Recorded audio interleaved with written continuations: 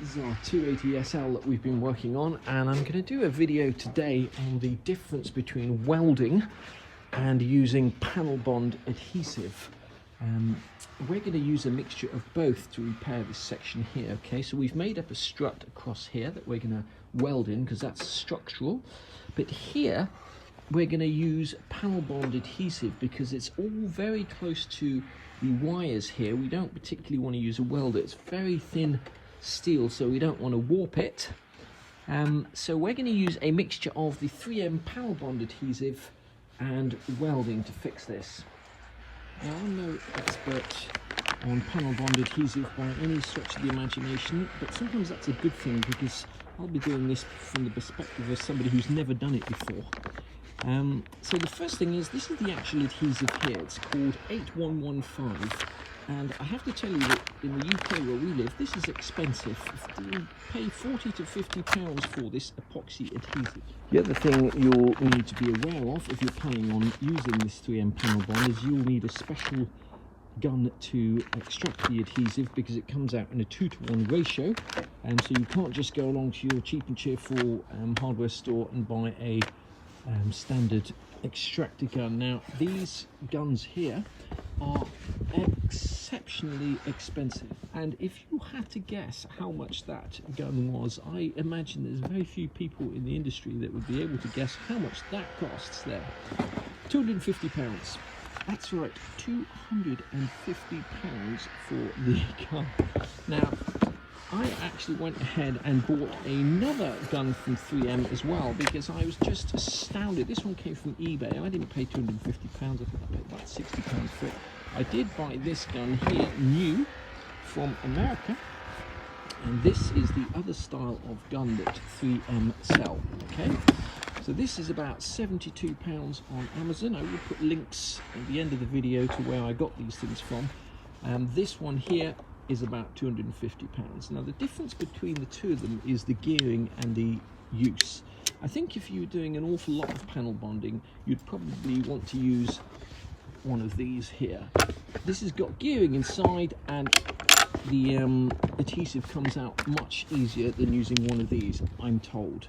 Okay, so we're going to be using this, and we're going to be selling this gun here for what we paid for it. If anybody needs a 3M panel adhesive gun, buy the adhesive like this. It comes with 2 nozzles, and these nozzles actually have spirals going through them and mix up the adhesive as the adhesive goes through the nozzle. This adhesive has tiny little glass balls inside it, which means that you can't particularly over clamp the panels because they are separated by exactly the right amount. Using this stuff is pretty simple, and you've just got to remember that you've got to be gluing bare metal surfaces, shiny steel, together. If your surfaces have any primer on like this, or e-coat, or galvanizing, you have to sand that down to bare metal. And once you've done that, once you've got 2 metal surfaces, you can glue the 2 together. Now, before you glue them together, what you're supposed to do is put on one little coat of the glue first and spread it. We'll be using these cards here to spread the adhesive on both sides, so that'll be known as a primer coat. So you'll have a thin coat on here and a thin coat on here, and then if this was the panel that you wanted to bond on, you'd then put another bead on here and you'd put it on top there and clamp it. Now, we are going to be trying to panel bond panels that it's not possible to clamp, so we will be using our trusty neodymium 50 kilogram pull magnets, and they will clamp that as hard as anything else can clamp it. So that's how we're going to be proceeding. Several reasons why you might want to be using the 3M panel bond for certain jobs. As I say, we're going to be using it to panel bond this panel to here. This is thin metal, and the chance of blowing through is quite high.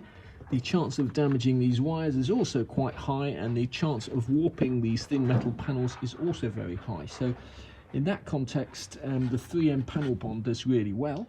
Another really important reason why we're going to be using panel bond is to do with the structure of this particular car. Now, on here, water tends to sit in this groove along here, and if you spot weld this panel to the main strut like that, what will happen is, over time, as soon as you spot weld, you will end up burning off the primer. So this has actually got weld through primer along the bottom here on the new panel, but as soon as we plug weld that, what will happen is some of the primer around the weld will burn off, and inevitably you're going to get moisture and dampness sitting in there, and you can see the effects of that on the panels that came off all along the spot welded seam, where you're likely to have water or moisture sitting.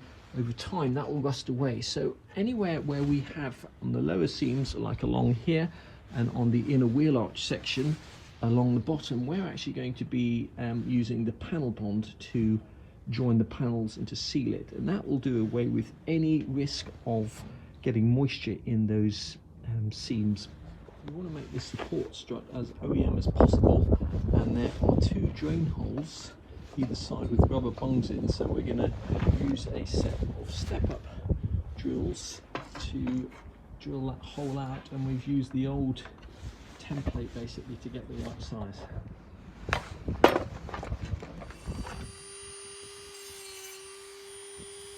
These sections here we will be spot welding or plug welding onto the car, so I'm just going to put 5mm holes in there. We've got the 5mm holes in there. Now you could do 6 or 6.5mm holes, it depends really what you're welding. This is quite thick steel here, and it's quite close to the edges, so even though it's quite thick, we don't run the risk of burning through. This is the moment, or the point of no return. What we're going to do is we're going to tack weld this in at the end here and here, and then we're going to double check that everything still fits, and if it does, we can go on and continue to do those plug welds. And we get that strut in the wrong place, nothing else will fit. As I mentioned, I'm only going to get one chance to get this right, so I'm just measuring, testing, measuring, before I start bonding and welding anything in. The great disadvantage about using the panel bond is once you bond 2 panels together, you'll never get them apart. It's not like a tack weld that you can just cut with an angle grinder. So that is as good as I think it's ever going to be. The plan is as follows. We will start off by welding this piece in. I've ascertained that I can still get that panel, slide that panel in with that piece in situ. We will then panel bond this panel here in, and then we will put this panel in here. We're going to panel bond it along here and on the bottom, and we're going to butt weld it along here, and we're going to weld it here and make sure there's no little gaps or holes. That's nice and flush, so when the water rolls down it will find its way to this drain hole here. And then finally we're going to put on the inner wheel arch section. I haven't quite decided yet whether that's going to be spot welded or panel welded. Sorry, spot welded or panel bonded on. So let's start by taking it all to pieces again. I just need to adjust that slightly and welding this piece in. Okay, here goes nothing. I'm just going to try and put a tack in there, out burning any wires.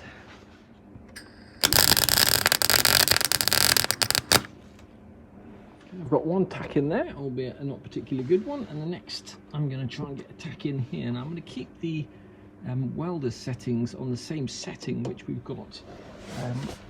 The wire speed is medium, we've got it on max heat.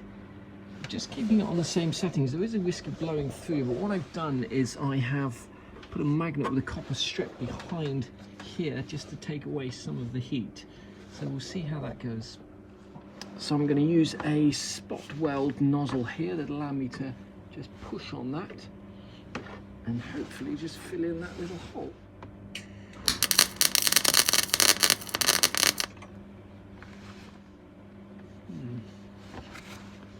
We've finished welding this strut in, and that is solid, is not going anywhere. There's no gaps. We're just going to knock the top of these welds off. Now this is all going to be hidden, so we don't have to make any of this look too pretty, but that does have to be flat there, and we do have to make sure that there's plenty of drainage channel down here and there were no gaps, because there will be water running down there, so we have to make sure we prime it well. So we're just about ready to put on the panel bond and glue this to the car, but before we do so, we are going to weld up this corner here, and the way we're going to do it is we're going to clamp a piece of copper behind there, and I'm just going to do a test weld on the same gauge of steel with the copper behind there, because it's going to be incredibly easy to blow through on this thin steel. This is a weld through etch primer we've got on there. So I'm just going to do a little test on here just to adjust the settings on the welder. I'm glad that I am doing this on a test piece, because our first attempt we blew through, we turned everything down on the welder, and we're still, although we're getting good penetration there, we are still blowing through on the edges, so we need to make some adjustments. I suspect there's probably a much easier and quicker way of welding this seam together on thin sheet metal, but in the absence of any guidance or knowledge, what I'm doing is just taking my time, each time clipping that piece of copper behind where I'm welding, so if I haven't burnt through. I suspect the professionals out there would say, "Oh, you don't want to do it like that, you need to change the gas, do this, that and the other," but you can only work with what you've got. Just see the glint of the copper behind there. Okay, that's the job done. These last little bits here I can do in situ on the car. As Fitzy would say, nothing pretty, but this is not a part you're ever going to see. We can just prime that now and then put a little bit of seam sealer over that, and that should be good to go. 18 gauge or thin sheet metal, and you've only got carbon dioxide gas. The way we did it with this printer is to turn the setting right down here, got the wire feed on about half, and still got this on maximum, and then we backed everything with, we were welding with a piece of copper, and that allowed us to weld that seam without blowing through. Before we attach this, we're going to put these two holes in here. There's a plug that screws on the back of here, so we're going to put the holes in first.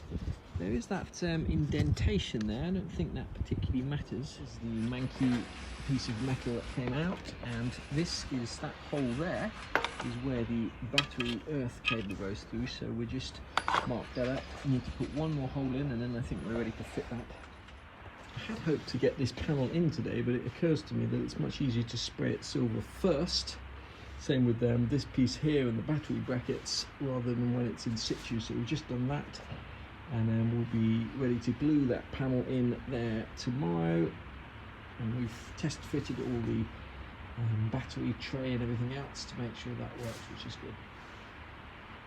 We're going to give these panels that we're putting in a couple of coats of paint, and this is custom mixed paint, Astral Silver. Paint code is 735, costs about £14 a tin, and we'll just at the end of the video let you know where we got that from, but you can see that that needs another coat of paint on there.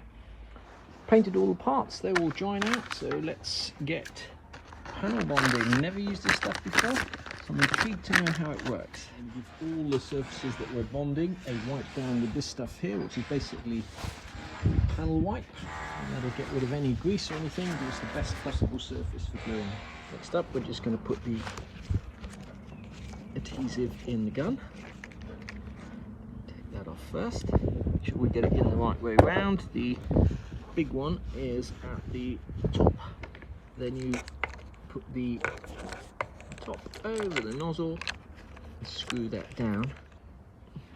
You can cut the thickness, sorry, the tip of this nozzle off to get to the desired bead size. We're only going to need a small bead, so we're going to put a thin, this is just our primer coat first, so we're going to put a thin bead up here, thin bead here.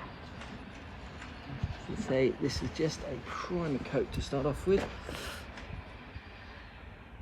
We're going to do this on both sides of the parts that we're gluing together.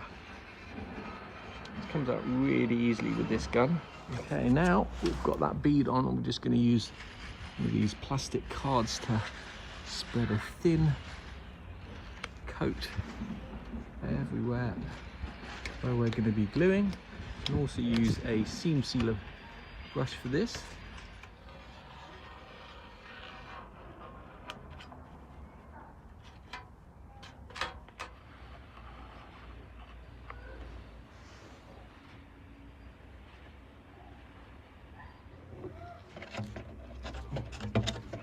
our primer coats on both the car and the panel. Next up, we're going to put a thicker bead on the car, and then we're going to squeeze that panel in and then get rid of any over squeeze. You have to be aware of, you can slide the panels to get them into shape, but if you separate them again, you'll have to redo the whole process, because once you get air bubbles in there, it doesn't work. Got our bead over the primer layer, and now it's time to put in the panel.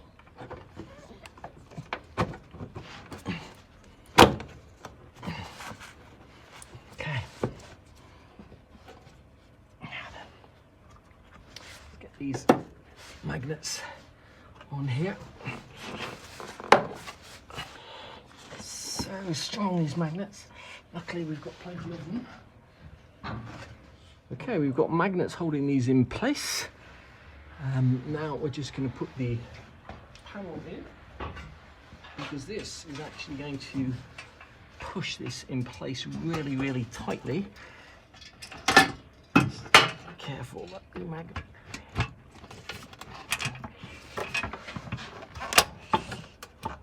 Okay, we've got that panel in. We're just going to go around now and wipe off any excess glue. The time to do it is when that glue is wet,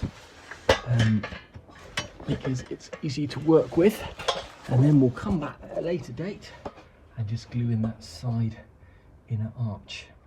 Now, you won't be able to use this nozzle again, but I'm hoping that we can use the remainder of that glue tomorrow for that other panel, or even later for that other panel. So we're going to get rid of the nozzle, put the bung back in and cap it off, and hopefully that'll be ready to use tomorrow. I'm intrigued to see if we can get that lid back off tomorrow. Meanwhile, I've cut some of these blank credit card things into strips, and we're going to go and remove some of that excess glue.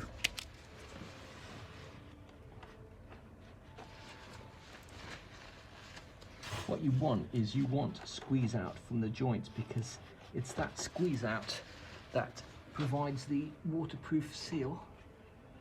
What you want to avoid doing is getting all over the rest of the paintwork, if at all possible. So this does come off with soap and water while it's still wet. Just checking to see how long that takes to dry. Clamps can be removed after 4 hours at 23 degrees. Part will need to remain clamped at a longer temperature if the temperature is below 23. And if there's any tension in the part, cure time may be accelerated by applying heat gun or lamps down to 45 minutes at 120 degrees. Allow 24 hours before returning vehicle to service. Work time is 90 minutes. Handling time 4 hours. May be accelerated with heat. We've used as many clamps, mole grips, vice grips, magnets, even a brick as we can to keep that panel in place. Tomorrow we'll come back and we will glue this panel in place, and we'll be panel bonding it along here, and we'll be welding it, but welding it down here. We're panel bonding it here and along the bottom, because that is all the parts where water tends to sit and where these cars rust. We've still got to finalise trimming this panel to actually fit.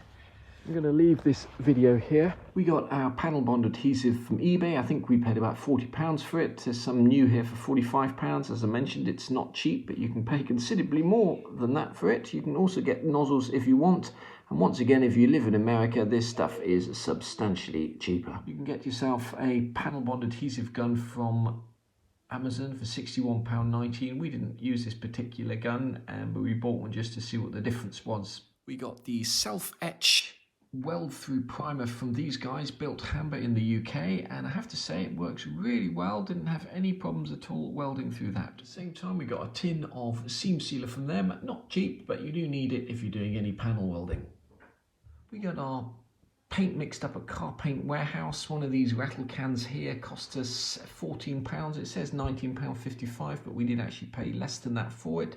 Really useful if you're ever doing any touch-up work on your car. We got a can of Signal Red mixed up for the red Mercedes. Really good colour match. And as I say, this is the Silver 735. Really good colour match again. Definitely recommend these guys here.